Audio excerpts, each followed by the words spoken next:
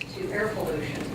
And this is a reminder that each molecule of CO2 that's emitted while I'm talking today will within a matter of a couple of months be a global emission.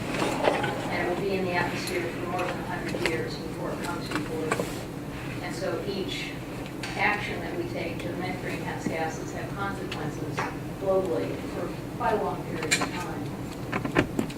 I have 15 slides. I can do this hopefully in 15 minutes if I go fast, and I will try to do so. I always like to start with a few definitions. One is to differentiate weather and climate. Weather and climate are part of a continuum. Weather is down on the day-to-day scale.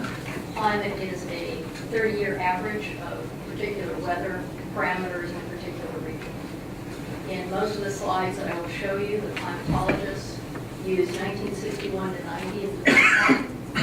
How many of you, when you did training, did Z-scores? I hated Z-scores personally. But basically, the climatologists use Z-scores. So 1961 to 90 is the baseline, and they look at anomalies around that baseline. This will answer a question that you often get from the public about how can you say something about the climate when you can't say anything about the weather. It's easy to say something about 30-year averages. It's pretty hard to say what's going to happen tomorrow. And I'd like to show through a series of historic slides. I assume there's a pointer on here, but it's not obvious. Sorry, just something other. The pointer's on that. Yeah.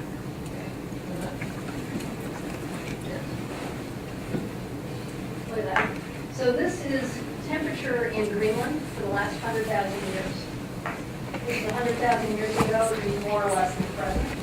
This is the 1961 to 90 baseline that I mentioned, so everything's anomalies from 1961 to 90. And you can see climate has always been changing.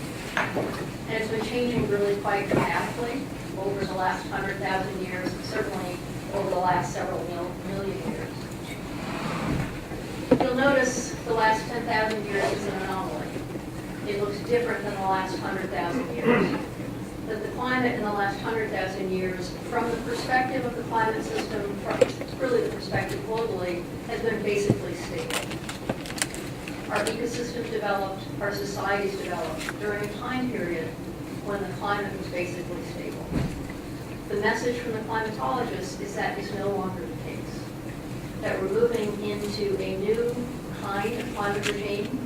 There's not good understanding of what that is going to look like. If it looks something like it has historically, this is not good news. Our societies are not structured to be able to deal with that degree of variability. Our ecosystems are not structured to deal with that degree of variability. If you go in shorter, this is just the last 17,000 years, again 17,000 years ago to the present.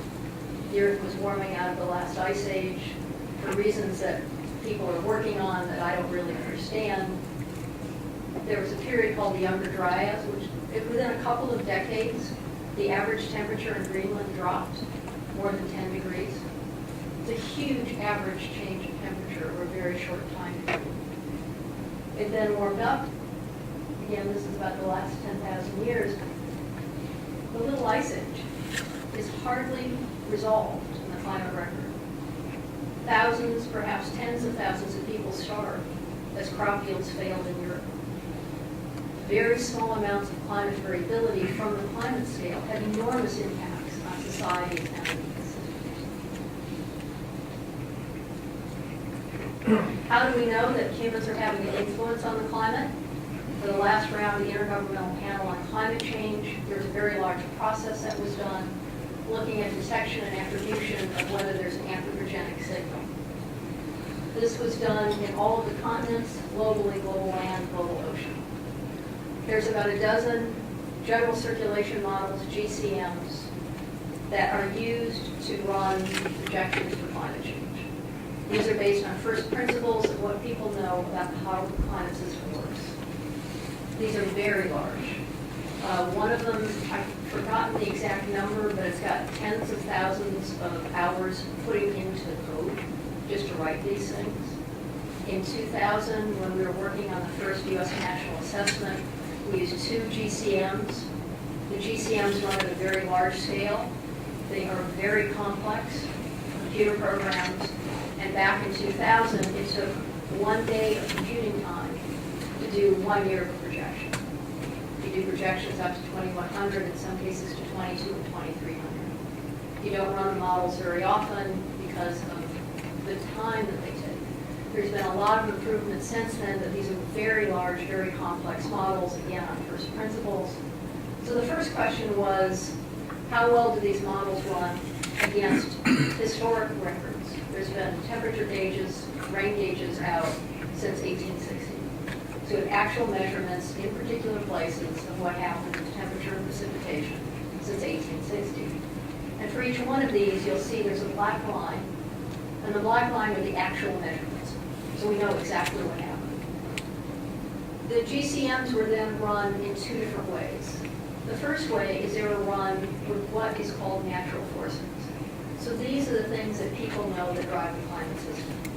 These are changes in volcanoes, these are the sunspots, these are things that you read in the newspaper that people say, gee, doesn't that account for climate change?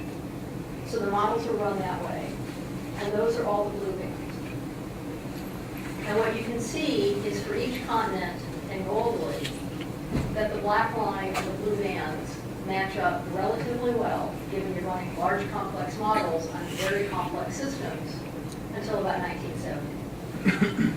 And after the 1970s, you cannot explain what's been observed by what people know about how the climate works. The only way that you can do it is with these sort of pinkish colored, is where you add anthropogenic forcing of the climate system.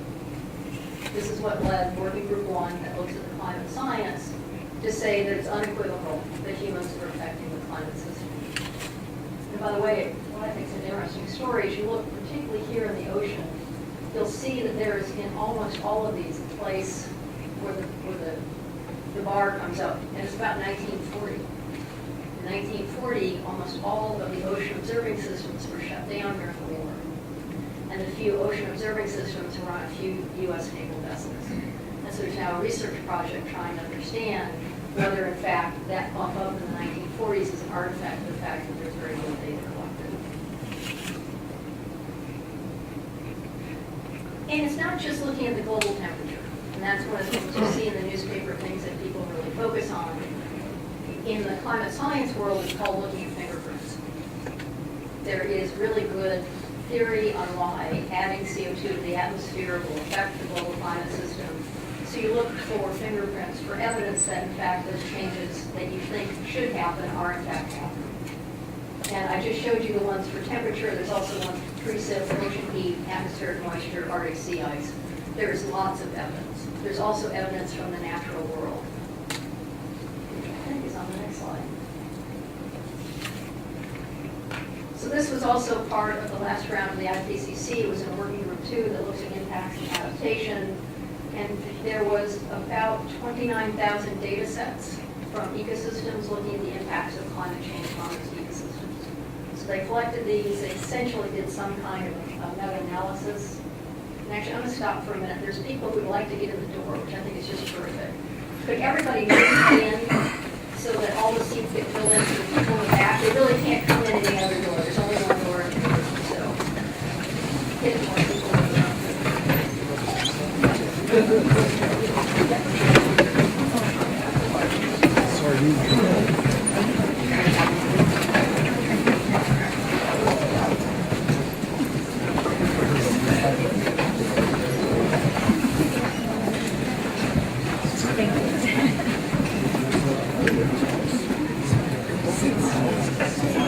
Thank you all for doing that.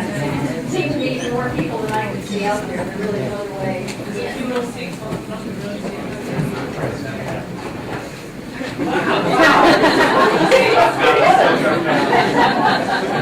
Keep coming in. There's room on the front row. Please come in. We should have a regular room. That's really good news. Really good. Okay. I don't think the fire marshal would have said he sat on the steps on the other side because he can't get out of the room that way anyway. One more seat down here. Hurry up on the couple. Take it. Oh dear. So this is from the fourth assessment report, about 29,000 data sets. And what they did is you can see they looked at physical and biological changes that were recorded in these data sets. They looked at the number that were significant and the percent that are consistent with warming. And as you look across, if you can read these numbers, in all of the regions except for one, all of the changes that people are seeing, greater than 90% likelihood that they are due to climate change. There's been about 1,000 publications since this graph was put together. So this assessment report, we're expecting even much stronger evidence that impacts have already been observed in biologic systems. So closing in on, just as I said, instrumental records since about 1860, there's a couple things I'd like you to notice in this graph. Again, the zero line, we'll just call it 1961 to 90. We didn't use that consistently. These are the observations. And if you do a regression from 1860 to the present, you've got the red line. You've got, it's supposed to be a purple line from about 1900. You've got an orange line from about 1950, and then just the last few decades in the yellow line. And you can see from these regressions, one of the big concerns is as you look at shorter periods, the rate of climate change is faster.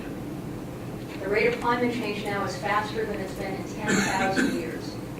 There's ecosystems that have been designated as functionally extinct. There's no way that they can be saved. They're at the top of the mountain ranges. There's nowhere for them to go. So the impacts not only have been observed, but the anticipation is that more impacts will be observed. As I mentioned at the beginning when I showed the globe that has the water vapor patterns on it, the amount of climate change we've seen so far is due to about 0.7 degree increase in global mean surface temperature. We have at least that much built into the system. Given how much greenhouse gases have already been emitted, the world is committed to at least 1.5 degree increase in global mean surface temperature. As you can see from the top, the warming has not, this is the surface, the warming's not even. There's parts of the world that are warming faster than others. A couple summers ago, up in the northern parts of Canada, the rural villages bought air conditioners because within the Arctic Circle, the temperatures were over 80 degrees Fahrenheit during the summer. And people are not accustomed to living with that. So we are looking at very rapid changes that are likely to have significant health impacts. Where are we going? This is, again, we'll call it 1961 to 90. These are the observations. These are different visions of what the world might look like in 2100. Each one of them has different number of people in the world, different technologies, different rates of development. And so when you look at these different scenarios for what the future might look like, from how many people there are in the world, et cetera, you can back out what the greenhouse gas emissions are. From the greenhouse gas emissions, you can put it into the GCMs and get a temperature change. The temperature change range in 2100 is about 2 to 6 degrees. It doesn't sound like enough, really like that much. The difference in global average mean surface temperature between now and the last ice age is about 6 degrees. So it's changing the globe on the same relative scale as between now and the last ice age. The other thing that's important is this line. It's the one that I've done most of my work on. It's called the climate change commitment. Again, this is the amount of warming we're committed to if all greenhouse gas emissions were stopped tomorrow.